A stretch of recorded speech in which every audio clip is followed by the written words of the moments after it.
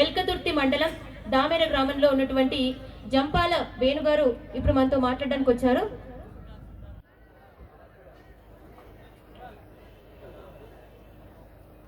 అందరికీ నమస్కారం.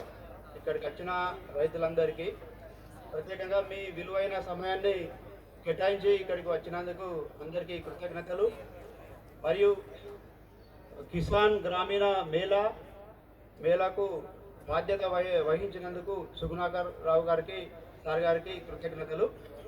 తర్వాత ఇంకోటి ఏంటంటే విషయం, నేను ఆర్గానిక్ విత్తనాలు పండించి కూరగాయలు పండించి మళ్ళీ కొన్ని విత్తనాలకు కాయలు వదిలేసి విత్తనాలు తీసి మా ఊర్లో పంచడం జరిగింది.